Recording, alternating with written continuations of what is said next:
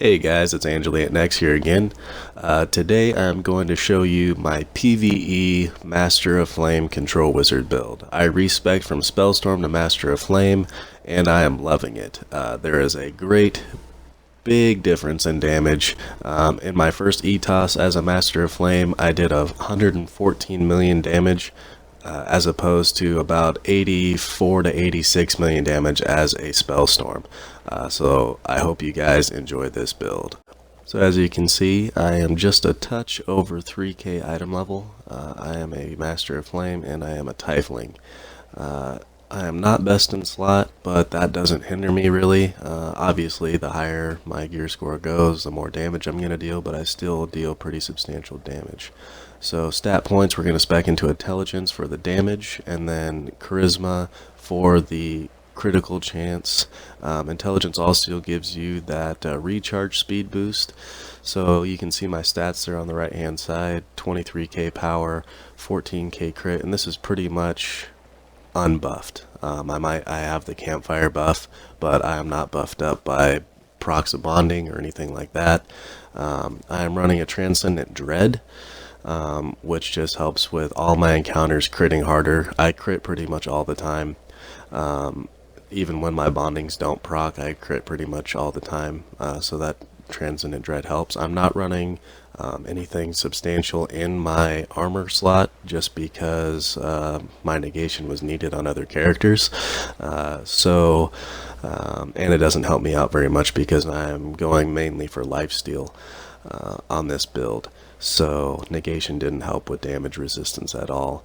But I probably will switch to the Thunderhead just to have that little bit of extra shock and potential stun damage off the armor proc. So here's my gear. As you can see, I'm not best in slot, and I'm not running any of the +4 rings. I am running assault rings, rose gold assault rings. I am also running the Lost Mouth set. So I've got 3-piece Lost Mouth. There's the horn. I'm running the Sigil of the Controller, the Thayan Book of the Dead, and the Lantern of Revelation. For my weapons, I am using the Drown set. The reason why I'm using the Drown set is that when I take damage, I heal for 50% of my life over time. I wouldn't have got through Icewind Dale if I didn't have these weapons, so that helps with my lifesteal a lot. Powers, here we go. As you can see, you're going to see some PvE and PvP skills in here because I thought I might try and dabble a little bit in the PvP side. But to start off here, we've got Ray of Frost. You can use this as your left trigger, just adds chill stacks and freezes your targets. I'm not using it right now. Chill Strike, this is a hard-hitting single point ability, also adds chill stacks. And then Ice Storm here, this is just for PvP, to blow guys off of nodes and things like that, kind of like the DC's Sunburst. Conduit of Ice, this is your main, your first ability that you use in your rotation. It's an AoE, adds chill stacks, and helps you in the freezing process of controlling your enemies in PvE. Entangling Force, this is strictly PvP for me. It's a force choke, lifts them off the ground. Arcane Singularity, I just put points in it to build down. I don't generally use this. So Oppressive Force, you could use this as your secondary daily. I'm not using it right now, but it is still a very hard-hitting, good AoE daily. Repel, same thing, it's for PvP. Pushes guys off. You could also use this in ETOS to push the face spiders off the edge. Chilling Presence, this is the main brunt of your damage right here. You gain increased damage per stack of chill that you have, and you can have a maximum of 6 chill stacks on a target. So you're gaining increased damage and hitting them harder as they get more frozen, more chilled.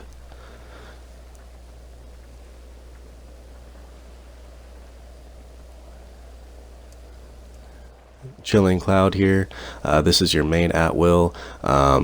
This helps with a little bit of a damage debuff. It hits pretty hard, but the main brunt of our damage is going to come from encounters. Shield, purely PvE or PvP for me also, just gives you a shield that makes you harder to kill. Evocation, you could use this. It makes your AoE powers hit harder. I don't really see anybody running this, but I just selected some random stuff to try and test it out. Fanning the Flames, this is going to be on your right bumper. This is what's going to apply the main effect of Master of Flame, which is Smolder. Smolder is another DOT other than your chill. So I use it on my right bumper. Some people say you should use Conduit of Ice on your right bumper, but I use Fanning the Flame because Fanning the Flame does a larger AoE and spreads Smolder faster. Icy Terrain, this is going to be the second ability that you use in your rotation. Just helps with the freezing process, adding chill stacks, and essentially adding more Smolder to your targets.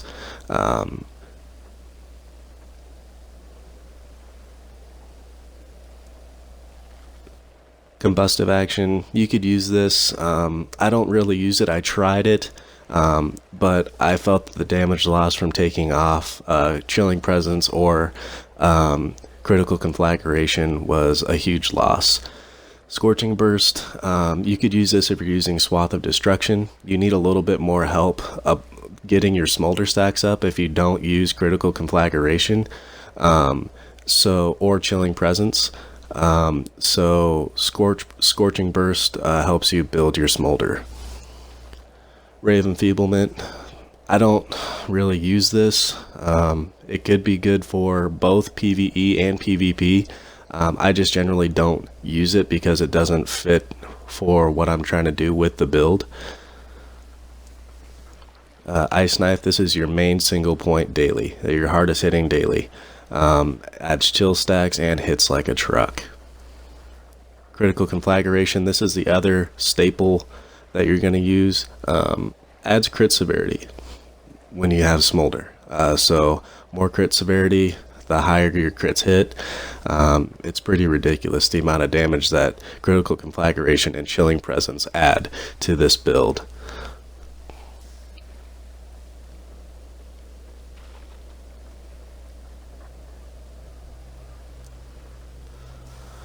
And then Steal Time, I took Steal Time just because I didn't know when I first respec'd if I was going to need some more AoE than I did. So I put 3 points in Steal Time, don't really need it. Fury Assimilation, this is the new daily with the Master of Flame build. It's pretty awesome. Has a huge AoE effect, pulls all targets into the middle and shoots them up in the air, and also applies some Smolder effects. Swath of Destruction, it starts with increasing Smolder damage over time, but I feel like taking this off or putting this on and taking off either Critical Conflagration or Chilling Presence is a great reduction in your damage. I didn't feel like the Smolder damage was high enough to make it worth taking off Critical Conflagration, which takes away your crit severity, or taking off Chilling Presence, which adds extra damage per stack of chill. Disintegrate, the hardest hitting encounter in the game for a Control Wizard. You can use it in PvE, you can use it in PvP. I use it to kind of snipe in PvP. Once they get down to like 25% health, you can basically one-shot them at that point with this ability.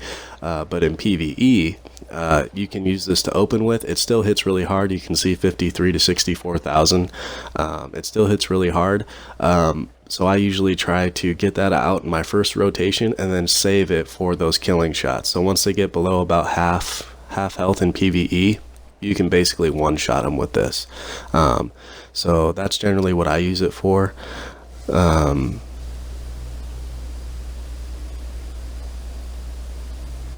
then basically the rest of this is not, I didn't put any points in it, so none of this really matters, and it's not really used for this build.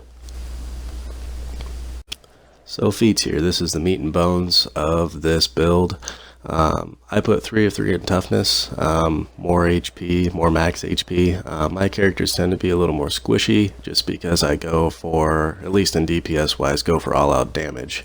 But a lot of people would take the 3 out of there and put them into controlling action to gain more AP. I get my daily back roughly every 7 seconds, so I don't necessarily need more AP. More critical chance for weapon mastery, so 3 of 3 in there. Encounter power cooldown, so that's needed in every build. Your area of effect powers deal more damage. Your cold powers against controlled targets or against chill targets deal more damage.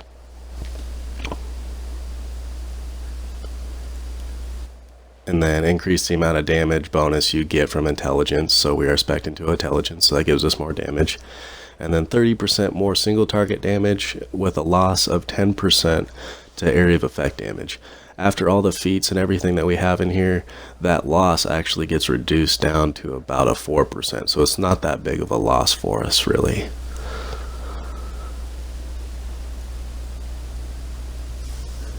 And then when you strike a foe, or when you kill a foe, you gain 5% more damage for 15 seconds.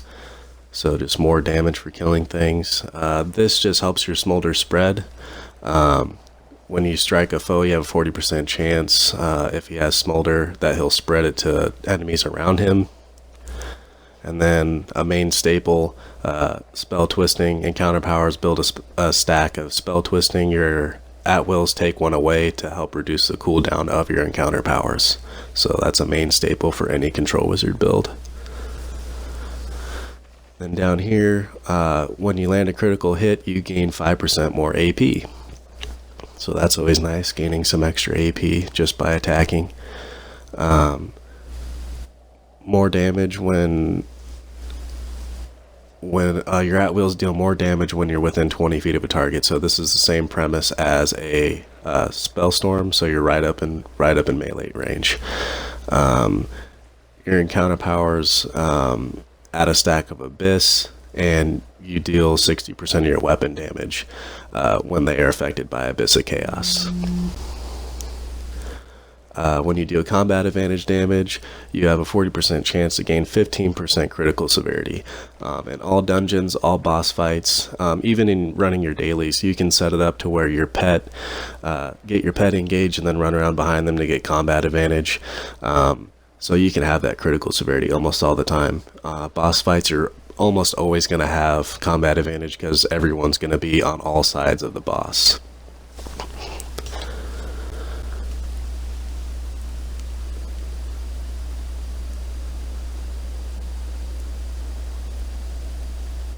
And then Chilling Advance. When Chilling Presence is slotted, you deal 10%, or you have a 10% chance more to crit. Chilling Presence is never going to leave your bar, so that's always there. And then Chaos Magic. This is where all of our buffs really come from as a Renegade. As a Renegade, we can heal, we can increase lifesteal, increase power, increase crit, increase armor pen. Running with other control wizards or running with non-control wizards, when people see Nexus or Fury come up, you'll just see the health bars just going down like crazy because of the amount of extra damage that these buffs do for your group. So it's pretty substantial buffs. And we'll go over boons here really quick. I haven't barely just started the Storm King, so I don't have any boons in that one, but I will go over the other campaigns with you guys. So for Sharandar here, we will go with pretty much offense across the board. 400 power, 400 crit strike, 3% action point gain, and then 20,000 arcane damage when you strike a foe. And then Elven Fury, stacks of power, so more power, more damage. Dread Ring, 20 or 250 crit strike, 400 lifesteal, 3% resistance ignored, just extra armor pen, and then 20,000 necrotic damage over time. And then Rampaging Madness, 4,000 lifesteal, 4,000 power, and 4,000 regen. Ridiculous boon for any build. Icewind Dale, 400 combat advantage bonus. Incoming healing, I use because my characters tend to be more squishy. 2% critical severity. And then this is, you gain 2,000 power based upon the amount of stamina you're missing. So just by you teleporting around using your stamina, that's just power there waiting for you to use it. So it adds a pretty good little buff just by avoiding attacks. Avalanche, gain 20 stacks. Once you hit 20 stacks, they clear and you do 15,000 damage to nearby targets. Underdark, 400 power, 1600 max hit points, 400 crit, 1600 max hit points. Combat advantage damage bonus increased by 10%. That's pretty huge, especially for boss fights. Regain 5% stamina faster, or stamina 5% faster. You could use control resist here if you're going PvP, but the stamina is more for PvE. And then gain 10% damage against demons. That is flat out 10% damage against anything rated as a demon. Tyranny of Dragons, 400 power, 400 crit, 400 armor pen, 400 lifesteal, and then I haven't finished these, but you'll go 3 for 3 in this to get your 8% crit severity. Crit severity is huge for this build. Then guild boons are relative. Go to Maze Engine, 5% lifesteal severity, 400 combat advantage bonus, 3% more AP. And then when you strike a foe, you have a chance to gain 2,000 critical strike for 6 seconds. Pretty much that's all the time, so extra 2,000 crit all the time. Elemental Evil, power and hit points, lifesteal and hit points, critical and hit points, and then 10% lifesteal severity for 10 seconds. That's pretty huge for lifesteal, and that's about it for boons. And I'll go over companions here for you guys. Yes, I realize they're not all purple, they're not all legendary, but they all still work. So to start off, you've got the Wind Archon, and then next is the Con Artist. This is my active. I have rank 10 Bondos, and I'm running a Bandit Loathing, +4 sudden lifesteal, and +4 sudden precision. And then you've got a Fire Archon. This was my old bonding companion, so I got it to legendary, and when they're legendary, it's like having an Eldritch Stone in your defensive slot. You gain 15% of your active companion's stats all the time. So whatever the stats read on your companion, that's what you gain all the time. So it's pretty nice just to have those extra stats. So like this is my main bonding companion, so whatever those stats say, I'm gaining 50% of that all the time. Earnest of Belial, 15% critical severity. I would love to have a Campion Magus, but those are a little bit hard to find. So we are here in the Traded Blades. I'm going to show you just how the way that I run my rotation works. I'm going to show you without a companion, and I'm going to show you with a companion, just so you can see the damage numbers and how it all works. So to start off with, try and find the center of the mob group that you're going to be targeting. And the first power that you're going to use is Conduit of Ice, then Icy Terrain, do 2 shots of Chilling Cloud, and then Fanning the Flames. And then after that you can follow it up with a Disintegrate just to finish it off, and you can see that dummy died. And then you just kind of rinse and repeat the process as your powers come up. Just keep using them. Try and keep your ice stuff up as much as possible, because that's just more damage for you. Obviously you want to use some dailies, so you can use that daily that adds some extra Smolder. And you just keep going through your rotation, try to keep them frozen. So you can see pretty much all 3 of these are either frozen or severely chilled at all times. And this middle dummy dies every time I use the Disintegrate. And there you can see the ticks that are still going off. So with this build, you're actually proccing 3 DOTs. So those ticks actually hit pretty hard. Whereas with the Spellstorm, you have a chance to deal 2. So you're doing your cold stuff, which is a DOT, and then the lightning that comes down. Yes, the lightning hits hard, but it also goes away after a time. Where with this build, you're proccing Chill, Smolder, and then when you put Smolder on targets that have Chill, you get a Rimefire DOT, which does an extra burn. So now I'll show you with a companion just to see the little bit difference in damage numbers here. So same rotation, same everything. Conduit of Ice, Icy Terrain, 2 Chilling Cloud, and then Fanning the Flames.